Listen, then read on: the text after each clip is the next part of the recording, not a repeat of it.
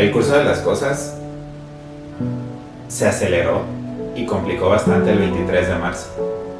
En un abrir y cerrar de ojos, mi mamá empezó a tener fiebre de 40 grados. En ese momento la enfermera que nos apoyaba estaba en la casa y nos dijo que teníamos que asistir rápidamente al servicio de urgencias porque la situación que tenía mi mamá ponía en riesgo inmediato su vida. En el trayecto mi mamá pareció convulsionar. Cuando llegamos no pudo entrar por su propio pie. Al entrar la atención fue rápida y pudieron bajarle la fiebre. El dren que le habían colocado en la cirugía de principios del mes, ese dren no estaba cumpliendo ya su función.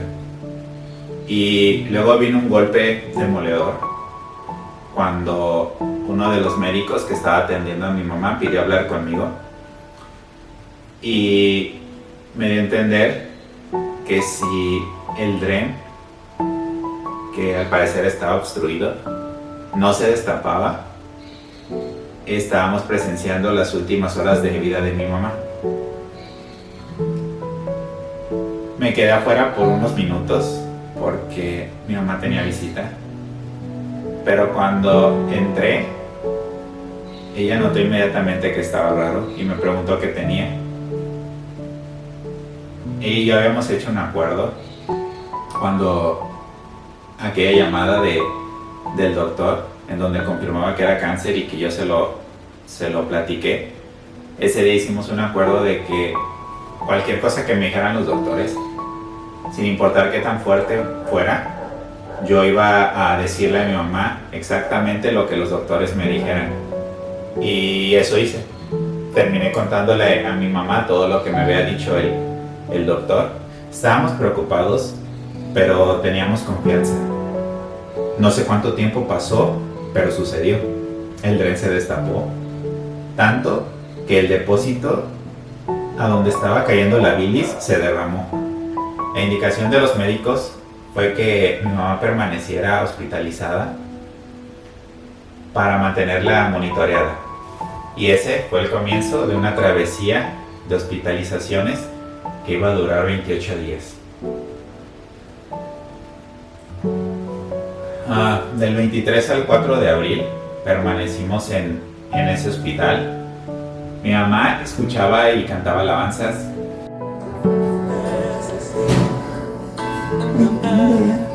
Lo que Dios está hablando.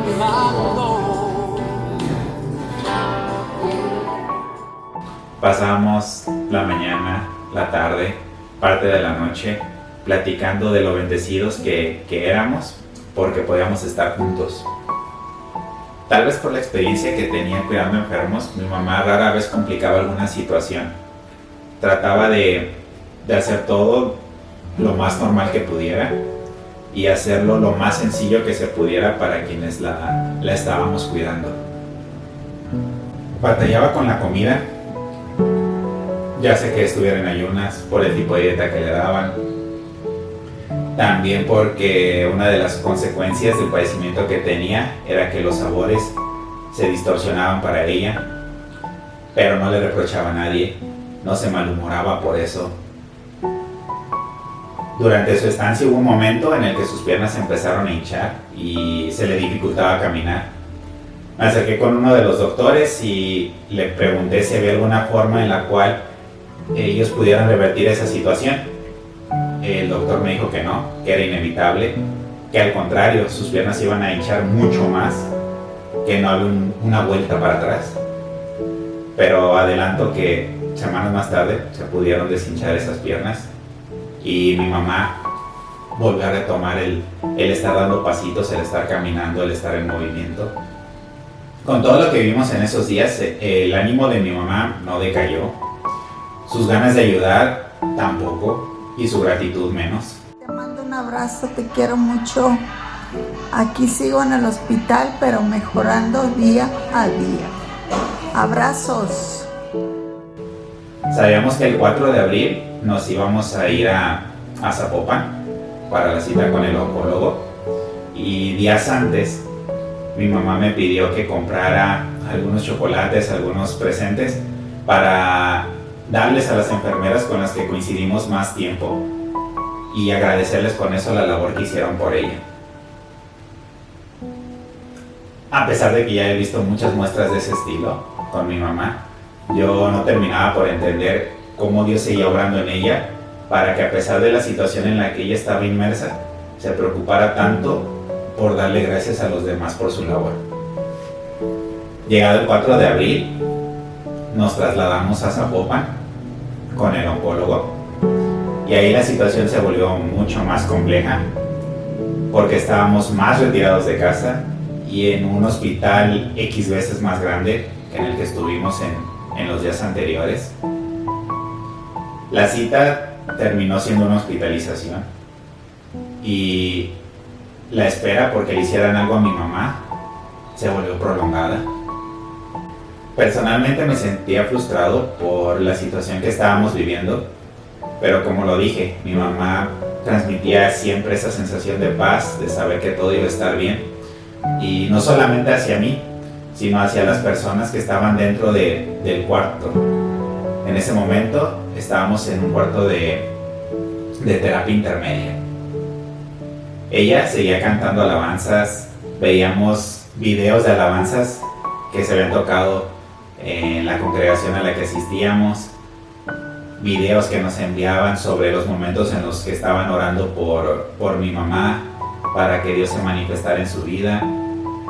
Y aunque físicamente era complicado de que todas las personas que querían acompañarla lo pudieran hacer, nos enviaban mensajes de texto, nos enviaban mensajes de voz, nos enviaban videos de las alabanzas que se habían tocado ese día en nuestra congregación, de las oraciones que se estaban haciendo en nuestra congregación y en otras para que Dios se siguiera manifestando en la vida de mi mamá. Todo eso hizo que mi mamá se sintiera arropada a pesar de la distancia que había entre unos y otros. Y sabemos que Dios no obra por casualidad y que mi mamá estuviera en ese cuarto de terapia intermedia tenía un propósito, una razón, y es que mi mamá no solamente manifestaba esa paz, esa tranquilidad, ese amor hacia mí, sino que también lo permeó con todas las personas que estaban ahí, tanto pacientes como acompañantes. Y por la forma de ser de mi mamá, no importaba si tenías años conociéndola o la acabas de conocer, ella igual se iba a preocupar por ti. Las noticias en lo físico solamente se encaminaban hacia el peor escenario posible y los golpes emocionales también se hicieron presentes. Y con todo y eso, mi mamá no cambiaba. Hola, buenos días. Iniciando el día con un buen baño y esperando lo que nos tiene deparado hoy los médicos. Seguía preguntándole a todos cómo se sentían, cómo estaban. A mí evidentemente me lo preguntaba, qué había comido, cómo había descansado. Una vez se me metió una basurita al ojo y me acuerdo que mi mamá estaba más preocupada diciéndole a los enfermeros que me ayudaran a limpiar el ojo para que esa basurita se saliera, antes de preocuparse como por el enésimo piquete que le daban para tomar muestras. Por su forma de ser, mi mamá terminó amistándose con muchas personas que estaban en el hospital y así como ella intentó ayudarlos, apoyarlos, esas personas también hicieron lo propio con nosotros. El 18 de abril nos dijeron que no había nada más que se pudiera hacer, que no la podían operar, no le podían dar quimioterapias porque su nivel de bilirrubina era muy alto.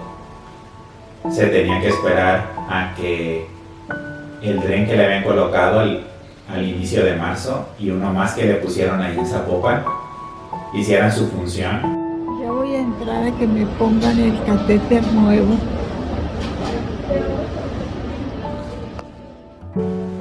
Y acompañada de medicamento, la bilirrubina bajara a un nivel viable para que se le pudiera dar una quimioterapia. La decisión caía en mi mamá si quería seguir ese procedimiento estando en casa o permaneciendo en el hospital. Mi mamá no dudó ni tantito y dijo que quería regresar a casa. Físicamente sufrió por las canalizaciones, todos los piquetes que le dieron, también por las muestras. Le terminó sacando agua de los pulmones, agregaron ese otro dren, quitaron las mangueritas o los drenes que ya no estaban cumpliendo con su función. Y a pesar de todo eso nunca le reprochó nada a Dios, al contrario, cada vez buscaba alabarlo y alabarlo y alabarlo más. Al día siguiente, una ambulancia pasó por nosotros para regresarnos a nuestro hogar y ahora nos corresponde a nosotros hacer lo necesario para poder bajar los niveles de bilirrubina que había en ella y que pudiera tratarse con quimioterapias.